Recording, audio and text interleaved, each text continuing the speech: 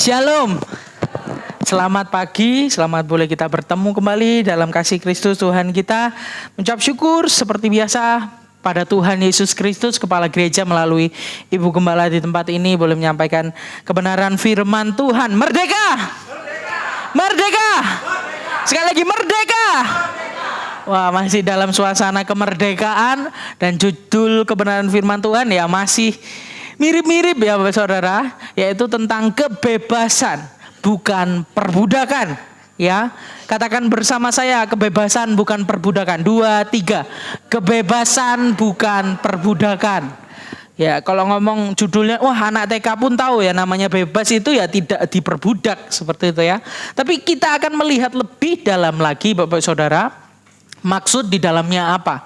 Kalau saya mau memberi kalimat lebih panjang lagi, kebebasan itu bukan suatu perbudakan baru. Ya, kebebasan itu bukan menjadi satu perbudakan baru. Jangan sampai kita diperbudak oleh kebebasan itu sendiri. Nanti saya akan jelaskan banyak hal Bapak Saudara di dalam poin-poin yang akan saya bawakan. Dan sebelum kita masuk lebih dalam, kita baca bersama-sama ayat ini di dalam 1 Korintus 6 ayat yang ke-12. 1 Korintus 6 ayat yang ke-12. Kita baca bersama-sama setelah hitungan ketiga dengan suara yang lantang. 2, 3. Segala sesuatu halal bagiku, tetapi bukan semuanya berguna. Segala sesuatu halal bagiku, tetapi aku tidak membiarkan diriku diperhamba oleh sesuatu apapun. Katakan amin. Katakan amin. Puji nama Tuhan. Ya, tentang kebebasan. Kalau kembali ke slide, hari-hari ini banyak orang tidak atau bukan hanya tidak mengetahui kebenaran, tetapi tidak mau tahu dengan kebenaran. Kebebasan dipakai menjadi satu alasan untuk tidak mau tahu, acuh, cuek, masa bodoh terhadap yang namanya kebenaran. Ya. Dan krisis kebenaran ini hari-hari ini sudah terjadi. Bukan hanya di kalangan luar orang percaya, bahkan masuk di dalam. Sekarang yang lagi ngetren ya Bapak Saudara. Bapak Saudara punya sosial media, punya berita, semua bisa lihat di TV, HP, koran atau majalah atau apapun. Ya, yang lagi ngetren sekarang tentang satu anak Tuhan yang namanya juga saya yang mati. Seperti itu lagi rame. Semuanya pembunuh maupun yang dibunuh adalah orang percaya. Menggunakan satu kebebasan dengan sebebas-bebasnya, ya, dengan tidak menghiraukan kebebasan orang lain, ya, dan tidak mau tahu dengan kebenaran. Yang diadakan hanyalah manipulasi.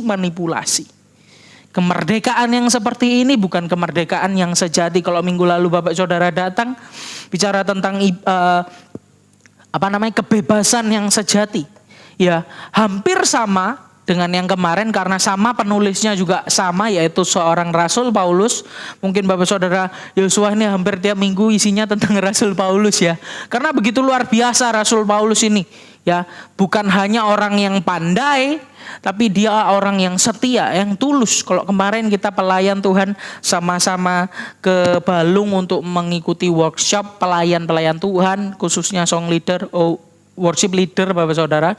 Kita diajar untuk cerdik seperti ular, tetapi tulus seperti merpati. Sehingga kedua hal ini bersama-sama menyertai orang-orang yang bebas di dalam Kristus Yesus. Ya, kita sudah dimerdekakan oleh iman percaya kita. Kita menjadi orang-orang yang merdeka. Tapi bukan menjadi orang yang merdeka itu bukan berarti kita merasa berhak untuk melakukan apa saja. Bahkan banyak orang di luar dengan bangga ya, memamerkan dosa-dosa mereka di depan publik sebagai suatu protes terhadap nilai-nilai yang selama ini dianggap telah membelenggu kebebasan. Wah, gak bebas. Mana katanya negara merdeka seperti itu Bapak Saudara? Mana katanya kita dimerdekakan oleh Kristus, buktinya saya tidak boleh ini, tidak boleh itu, tidak boleh ini, tidak boleh itu. Seperti itu Bapak Saudara. Bahkan slogan-slogan populer dikumandangkan dengan begitu kencang. Lakukan apa saja yang menyenangkan hatimu, jangan pedulikan orang lain. Selama kamu tidak merugikan orang lain, lakukan saja apa yang kamu buat. Buat apa mempedulikan omongan orang lain? Kita tidak minta makan dari mereka kok. Seperti itu ya. Banyak yang bilang ya, tanpa memandang moral, nilai-nilai, toleransi, semuanya dihajar habis karena atas nama apa? Atas nama kebebasan. Oh, saya bebas. Wong saya yang kerja saya kerja untuk diri saya sendiri, bukan orang lain kerja untuk saya, seperti itu, Saudara. Keegoisan, kepentingan diri ditonjolkan dan kebebasan dinomorsatukan. Kebebasan menjadi Tuhan, menjadi Tuhan atas kehidupan orang-orang, baik orang percaya maupun di luar Tuhan, Bapak Saudara. Ya, semangat zaman ini jelas tidak alkitabiah. Yang tadi saya sudah jelaskan, Bapak Saudara. Sangat jelas tidak alkitabiah. Memang Alkitab menekankan kebebasan, tetapi tanpa mengabaikan aspek komunal atau aspek kebersamaan. Jangan lupa kita hidup ini hidup sosial, Bapak Saudara. Bersama-sama, bukan sendiri-sendiri. Hidup sosial, kita membutuhkan orang lain. Siapa yang di sini tidak membutuhkan orang lain? Ya, barang sekecil apapun saja orang lain yang buat untuk kita. Bahkan kalau kita punya usaha, orang lain yang membeli usaha kita sehingga kita memperoleh keuntungan. Apalagi dalam pelayanan, saling melayani satu dengan yang lain dengan baik. Ya, sama seperti moralitas bersifat personal dan publik, demikian pula kebebasan bersifat personal dan komunal. Jangan lupa, kalau minggu lalu saya jelaskan kebebasan yang sejati itu juga bicara tentang hubungan horizontal, ya. Ketika kita melakukan kebebasan secara bablas, ya, kita pasti akan melanggar kebebasan orang lain. Sehingga kebebasan itu tidak hanya bersifat sendiri sakarepku dhewe, tapi bicara tentang kebersamaan sosial. Kita mesti tahu di mana kita berada. Kita mesti tahu, ya, bisa menyesuaikan diri.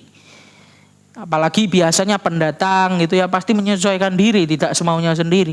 Bisa-bisa dikeroyok sama orang, ya. Beberapa hari yang lalu juga sempat viral di tempat kalau nggak salah di Bandung, ya, melecehkan satu suku, Bapak Saudara. Wah, dikeroyok, masa karena apa? Tidak bisa menggunakan kebebasan berbicaranya dengan baik.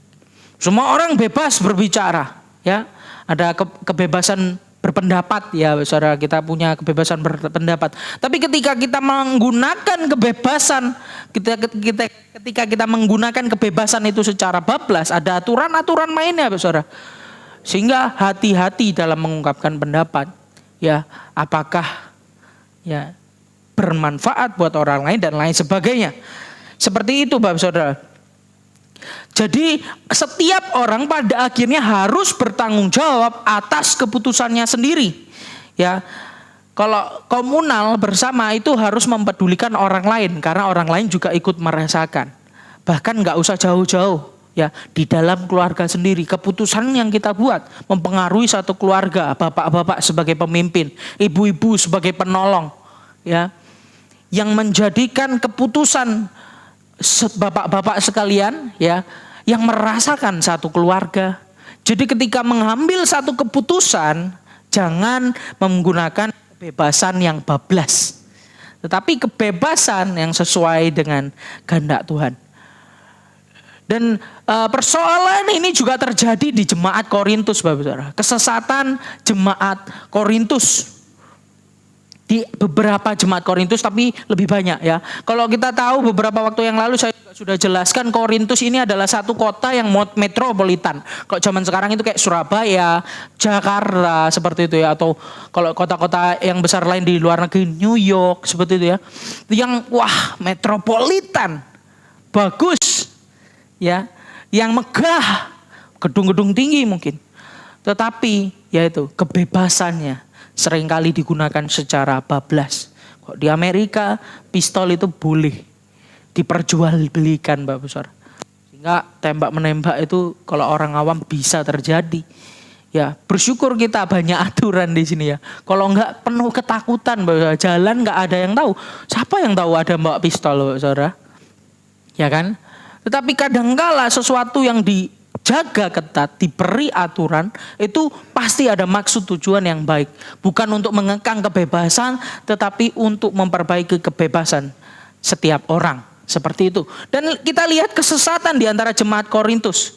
Ya, apa yang terjadi di dunia saat ini ternyata bukan hal yang baru.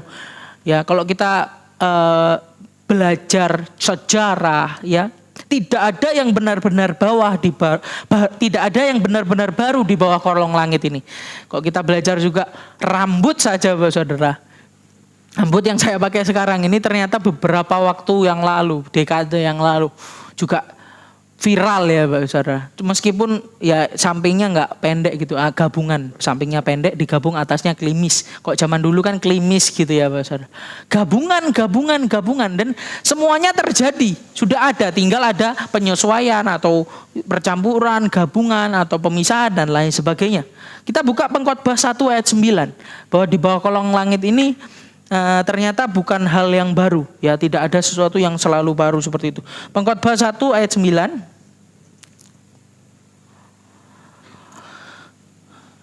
Ya, saya bacakan buat Bapak Ibu Saudara. Apa yang pernah ada akan ada lagi, dan apa yang pernah dibuat akan dibuat lagi.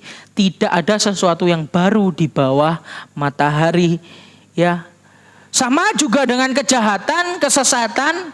Tidak terjadi hanya hari-hari ini. Ya, kalau kita lihat cik jahat sih ya, cik nemene.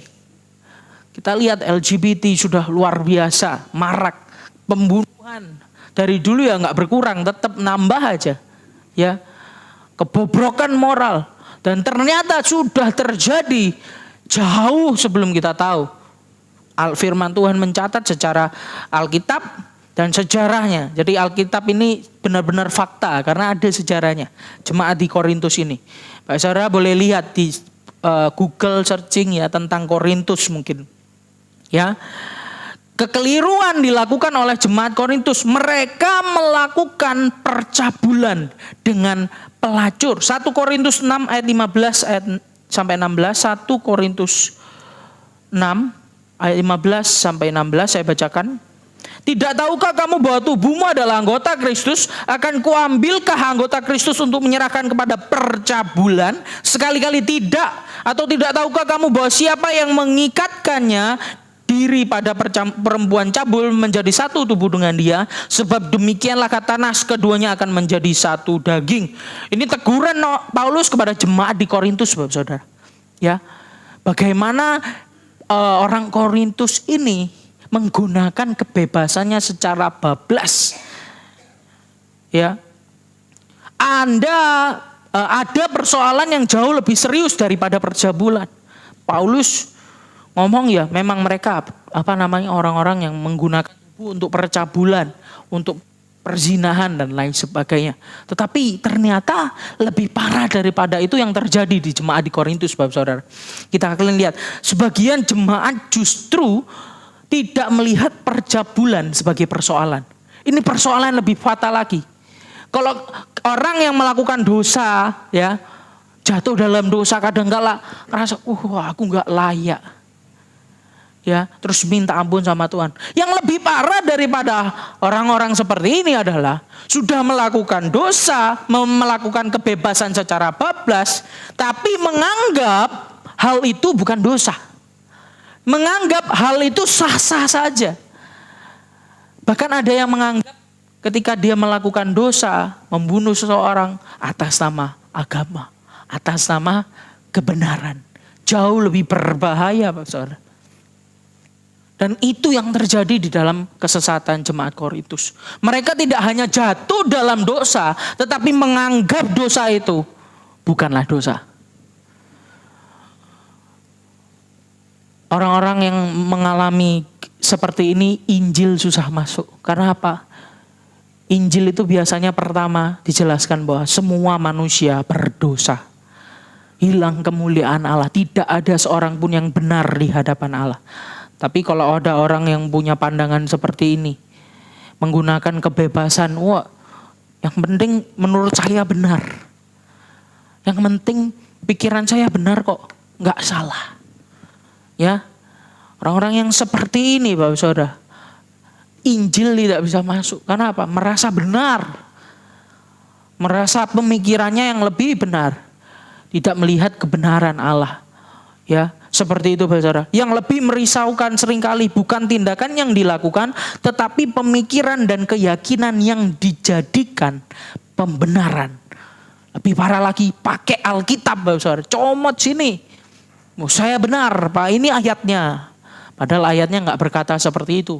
Kalau kita baca lebih dalam lagi. Lebih parah lagi Bapak Saudara. Tidak mengherankan jika Alkitab menilai orang yang menyetujui suatu pelanggaran lebih besar dosanya daripada orang yang melakukannya. Roma 1 ayat 32.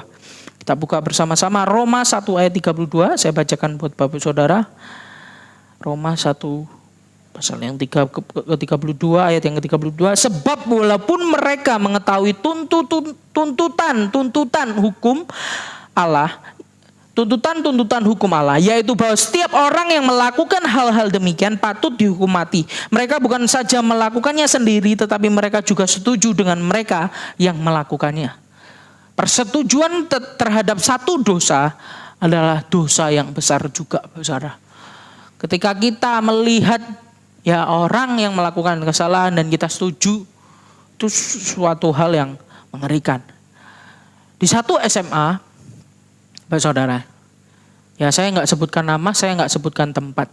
Ada satu hal yang mengerikan. Ini cerita nyata. Satu sekolah, saya nggak ada murid yang murid siswi ternyata di kamar mandi atau toiletnya itu disediakan kamera oleh sesuatu oknum yang nggak bertanggung jawab siswa. Ya, lalu Bapak Saudara, videonya disebarkan, ketahuan. Lalu saya marah ini ya Bapak Saudara, sorry ya, maaf ya, saya agak deg-degan karena marah Bapak Saudara. Lalu ya tentunya siswi ini mengalami goncangan depresi ya, takut dia. Bahkan setiap ke sekolah bawa pakai jaket tutup semua, mahal, depresi. Dan yang cowok dikeluarkan, ketahuan akhirnya siapa, dikeluarkan. Tapi yang aneh tidak dilaporkan polisi. Ketika pihak wanita ingin melaporkan ke polisi diancam oleh pihak sekolah. Ya, diancam seperti ini, kalau kamu laporkan kamu nggak lulus dari sini. Bagaimana Bapak Saudara? Bagaimana perasaan Bapak Ibu Saudara kalau misalnya punya anak seperti ini? Marah bukan? Ya, mengerikan Bapak Saudara. Karena apa? Tutup mata. Demi apa? Nama baik sekolah. Keadilan tidak dijunjung, kebenaran tidak dijunjung lagi. Keadilan itu nggak ada. Hanya pemuasan kepentingan pribadi. Kepentingan keuntungan uang. Bapak Saudara. Mungkin saya nggak mau sekolahkan ke tempat itu Bapak Saudara. Mengerikan. Tapi itulah zaman sekarang Bapak Saudara. Banyak orang tutup mata terhadap bullying. Atau intimidasi terhadap seorang. Ada berita. Ya seorang anak dibully. Disuruh berhubungan sama kucing Bapak Saudara. Sampai dia depresi, mati, bunuh diri. Tapi pemerintah ngomong apa? Ada beberapa oknum pemerintah, petugas yang ngomong, ya berdamailah. Nah, itu kan cuma kucing bercandaan. Seperti itu. Padahal mengancam satu nyawa seorang. Tapi apa? Tutup mata. Hari-hari ini Bapak Saudara, kebebasan digunakan secara bablas. Ya, bukan tadi saya bilang yang mengherankan orang itu menyetujui suatu pelanggaran lebih besar. Itu dosanya lebih mengerikan daripada pelakunya, Bapak Saudara. Saya katakan. Jemaat Korintus yang melakukan percabulan mencoba untuk melindungi diri atas nama kebebasan. Makanya di ayat 12 dikatakan mereka jadikan perisai segala sesuatu halal bagiku. Ini Paulus mau kecam orang-orang jemaat di Korintus. Karena apa? Jemaat Korintus menganggap segala sesuatu itu halal.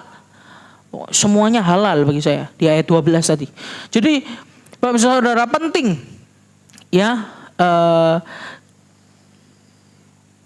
pesan moral yang terdengar cukup mengagetkan. Segala sesuatu terserah masing-masing individu. Itu kesesatan jemaat di Korintus.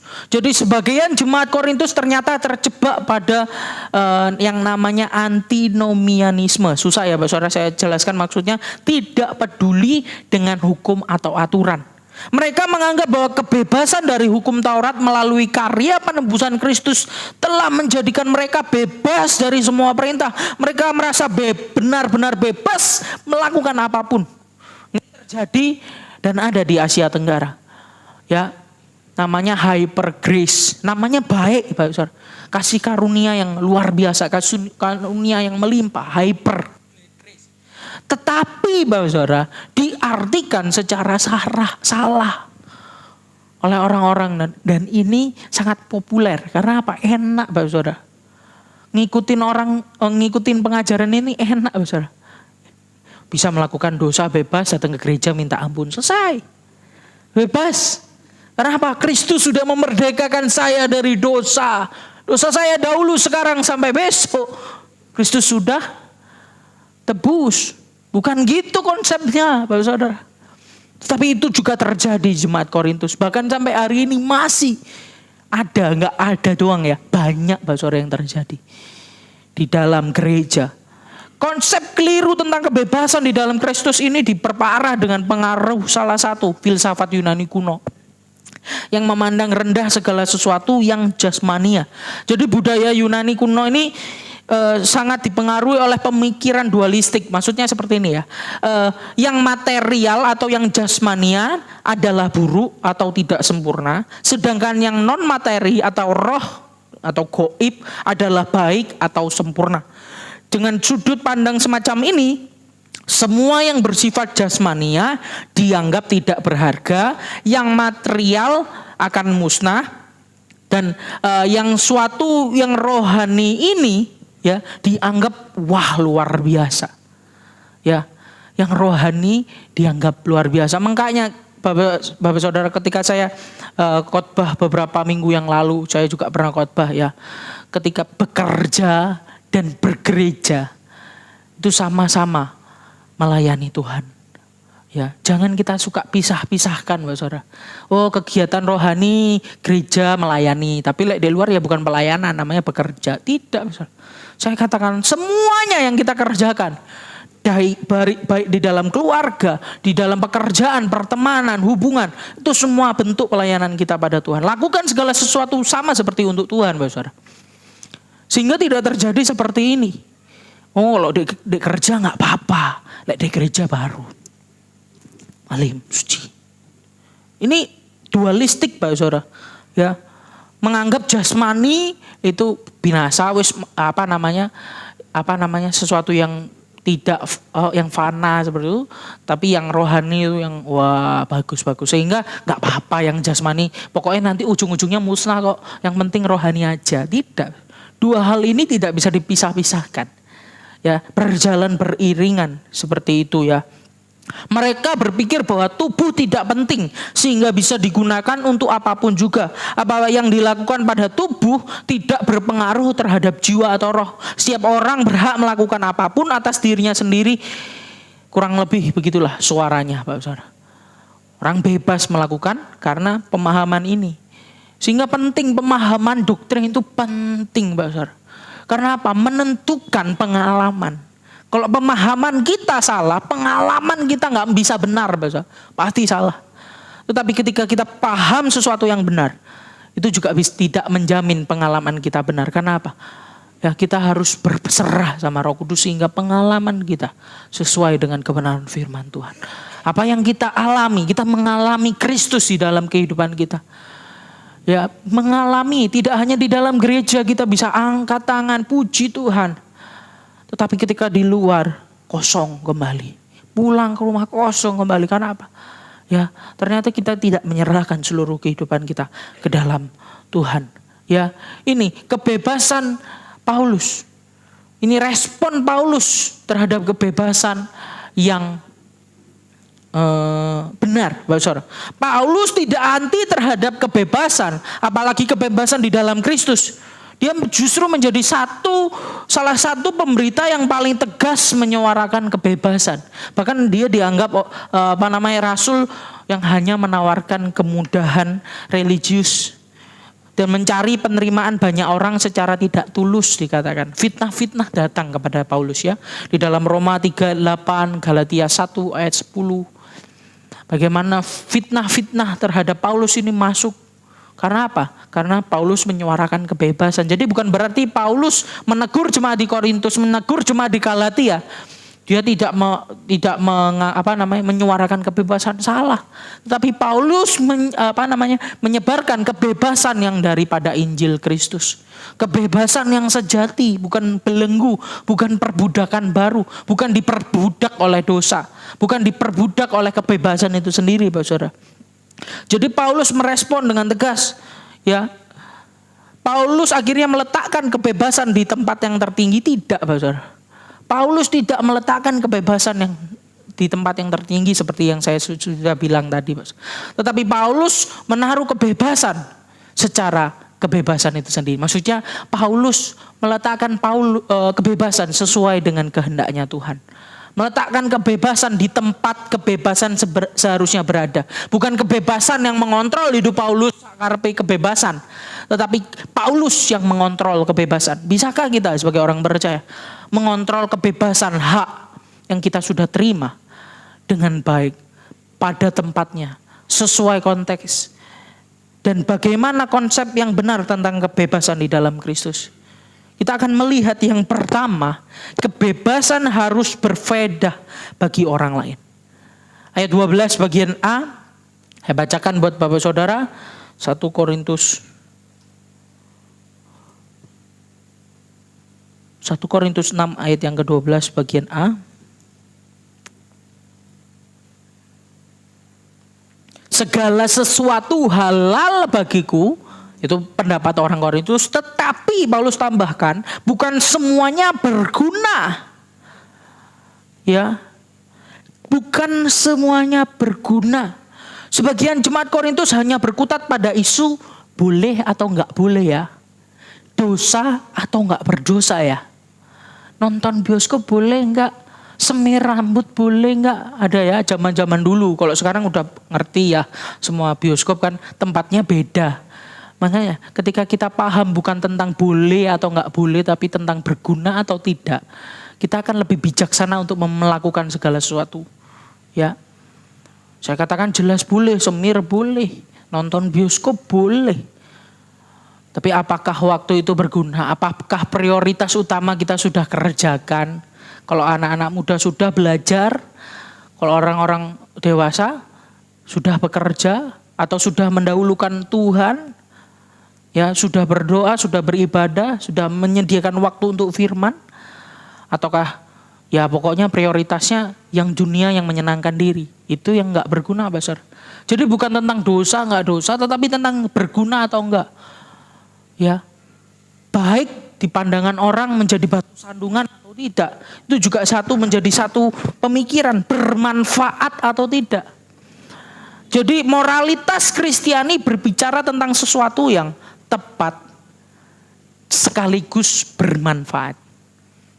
Ya, kalau hanya tepat gak bermanfaat, ini suatu yang aneh. Kalau hanya bermanfaat tanpa tepat, Bapak Saudara, ini juga tidak bisa dibenarkan. Ya, ada cerita lama yang namanya Robin Hood. Ya, ada yang tahu ya. Dia mencuri dari orang-orang yang jahat atau orang-orang kaya yang jahat, korup, diserahkan kepada orang-orang miskin. Bermanfaat, Bapak Saudara? Bermanfaat, tapi tidak tepat. Ya, yang dikerjakan salah. Main hakim sendiri seperti itu ya. Kalau tepat tidak bermanfaat, apanya? Kalau tepat tidak bermanfaat, buat apa dilakukan?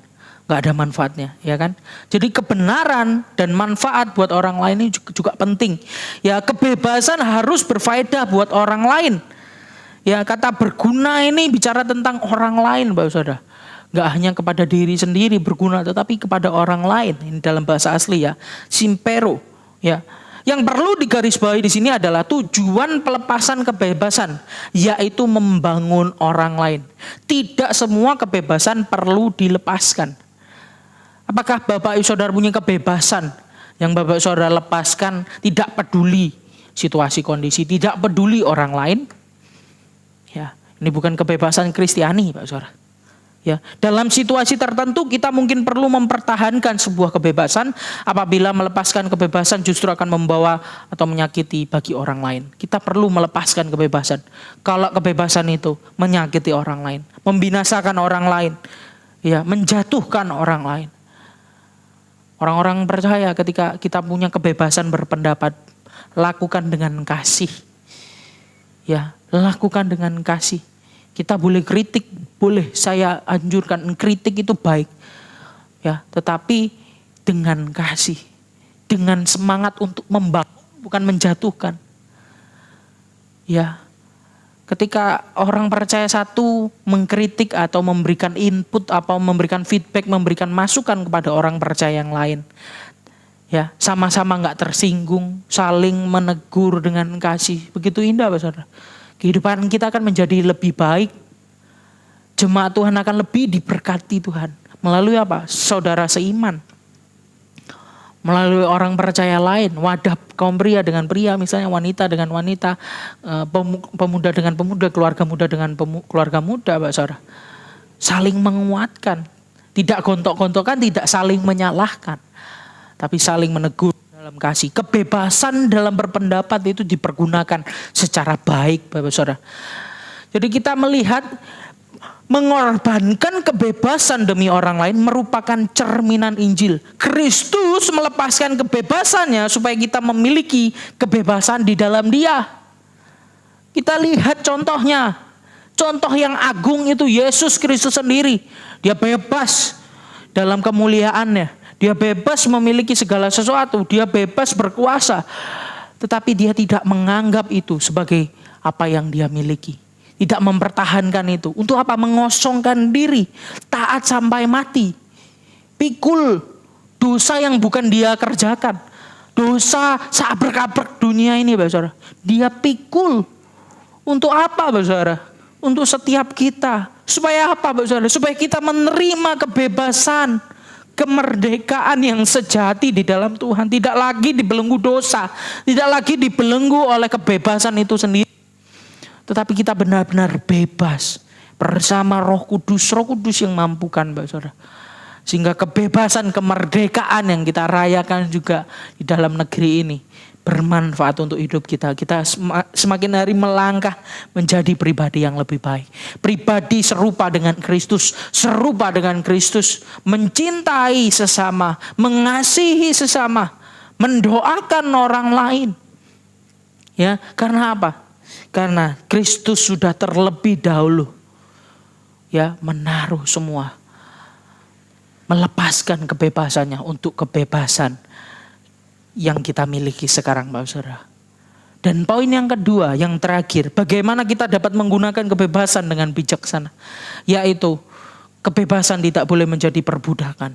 Ketika kita paham kebebasan dengan bijaksana kita harus lakukan, kita mesti ingat, Bapak Saudara, poin yang kedua ini.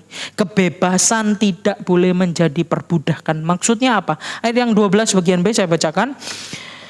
Segala sesuatu halal bagiku, tetapi aku tidak membiarkan diriku diperhamba oleh sesuatu apapun. Ya, saya kasih contoh. Banyak ya, ketika kita mulai ketergantungan dengan sesuatu, hati-hati. Berarti kebebasan kita lagi dirampas oleh kebebasan. Wah, kita bebas kok melakukan ini. Ternyata kalau tidak melakukan, contoh simpel ini Bapak Gembala sendiri ya, Pak Saudara. Bapak Gembala itu bukan nggak suka cabai, ya bukan nggak suka lombok, ya. Tetapi Bapak Gembala itu berusaha untuk supaya nggak ada lombok nggak apa-apa, seperti itu ya. Intinya seperti itu. Kan ada ya orang yang makan lombok sampai kalau nggak ada lombok gak bisa, seperti itu ya. Jangan sampai kebebasan yang dia punya ya memperbudak kebebasan dia. Akhirnya orang-orang yang nggak bisa makan lombok, kalau nggak makan lombok gak enak seperti itu ya. Seperti itulah contoh simpel, bukan berarti makan lombok apa berdosa gitu ya, bukan. Tetapi ketika kita mulai adik atau apa tergantung sama sesuatu hal, artinya berarti kita diperbudak oleh satu hal itu, Pak Sar. Hati-hati. Ya, saya sebutkan banyak sebenarnya, nggak perlu disebutkan. Paham kok, Pak Sar. Ya. Narkoba itu yang berat-berat ya, tapi yang kecil-kecil juga banyak sebenarnya. Omong kotor anak-anak muda biasanya ya. Kalau nggak meso itu nggak keren, apalagi budaya-budaya Surabaya gitu ya, biasanya seperti saya juga mengalami. Kalau nggak meso itu nggak bisa Basara di luar gereja ya, di dalam gereja ini tapi di luar ya. Di luar waktu itu Basara sudah bertobat kalau Basara. Ya, seperti itu Basara. Ketika kita tidak bisa melakukan sesuatu dengan bebas, artinya kita diperbudak oleh kebebasan itu. Ya. Jadi jemaat Korintus terlalu mengagungkan kebebasan. Sehingga Paulus memberikan peringatan yang cukup keras. Tetapi aku tidak membiarkan diriku diperhamba oleh suatu apapun itu. Ketika ini ya saudara, ketika seseorang tidak mau dan tidak mampu melepaskan kebebasannya, dia telah membiarkan dirinya menjadi hamba dari kebebasannya. Bukan dia yang menguasai kebebasan, tetapi kebebasan yang menguasai dia. Dari awal sudah saya singgung hal ini Pak Saudara. Kebenaran merupakan tamparan keras. Kebenaran ini merupakan tamparan keras bagi orang-orang Kristen yang merasa berhak melakukan apapun yang dia anggap benar. Ya, sehingga kembali lagi fokus kita kepada firman Tuhan. Back to the Bible kalau Bapak Gembala bilang ya.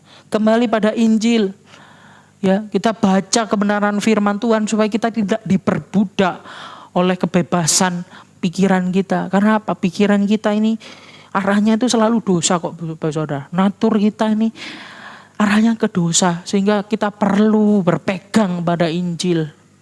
Tiap hari kalau bisa diingatkan oleh kebenaran Injil. Baca firman Tuhan dengan sungguh-sungguh Pak Saudara. Ya, Injil sepenuh.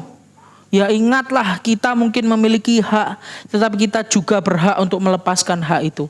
Inilah gaya hidup yang digerakkan oleh Injil. Kristus rela melepaskan segalanya.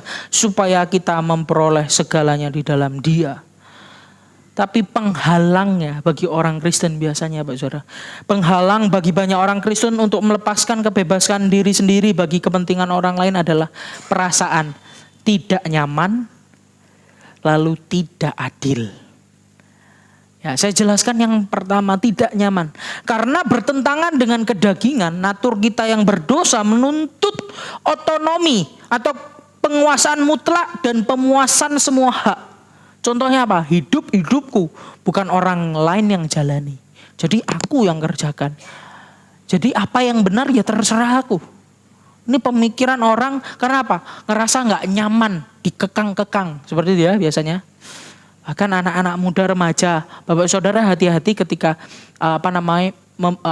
membawa anak remaja untuk menemukan jati dirinya. Mereka nggak suka dikekang. Semakin dikekang, semakin dilakukan. Itu saya kerjakan dulu.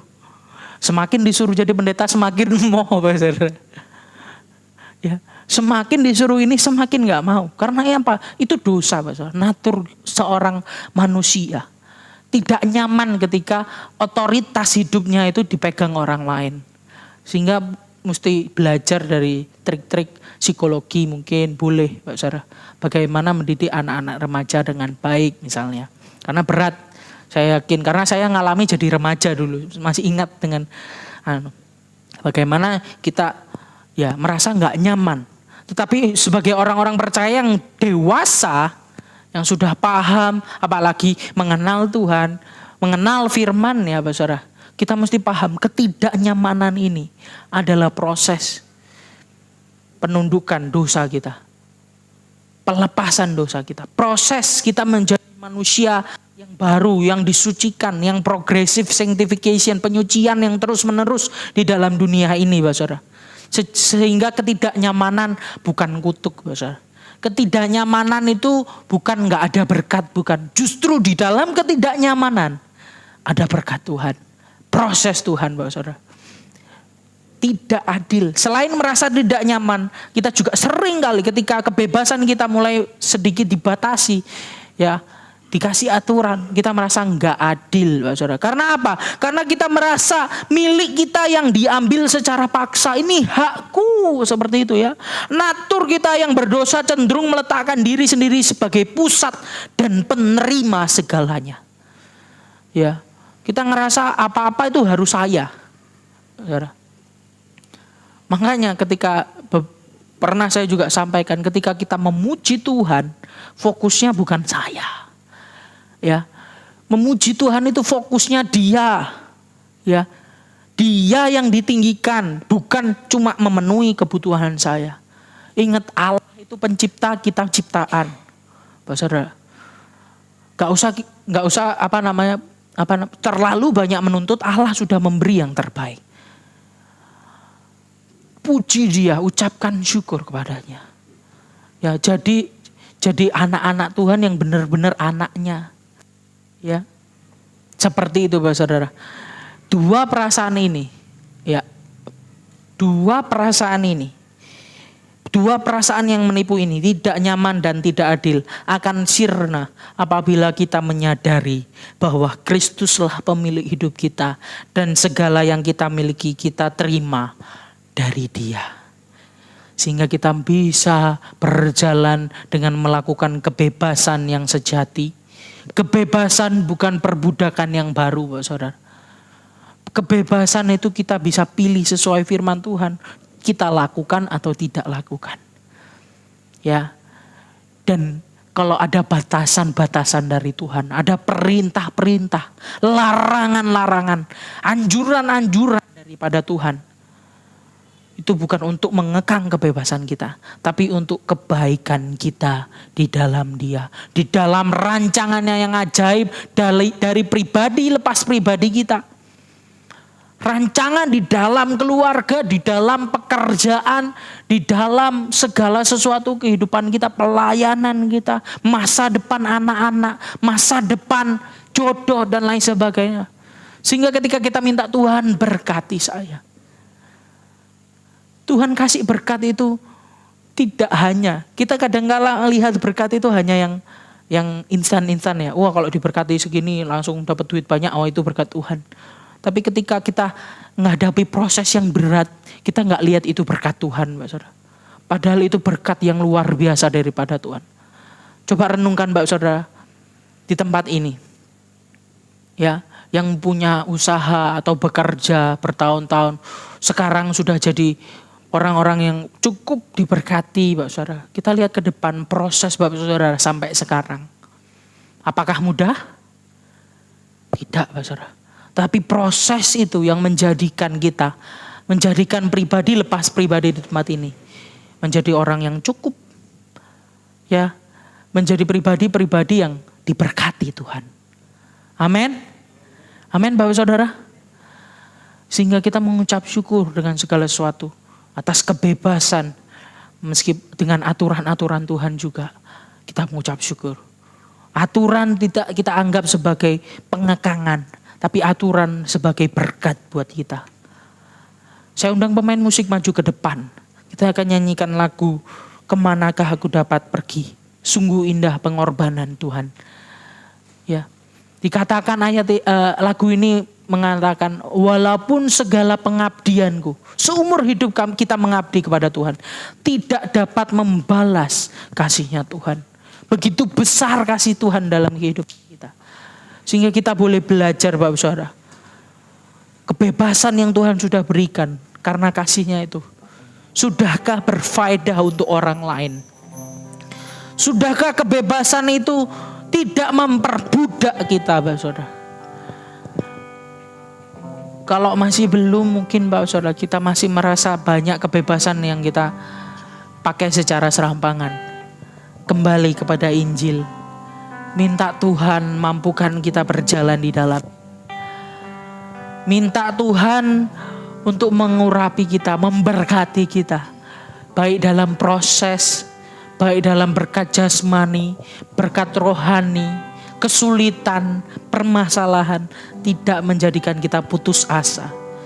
Tidak menjadikan kita, oh di mana Engkau Tuhan?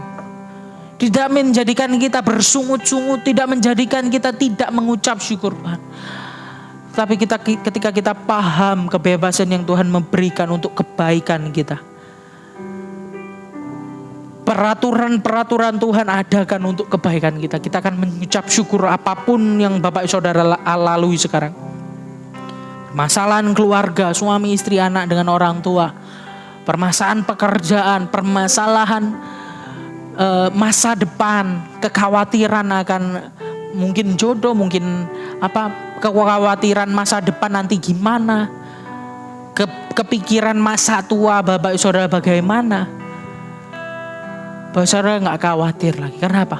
Karena yakin, percaya Tuhan campur tangan dalam setiap kehidupan Bapak Ibu Saudara. Amin.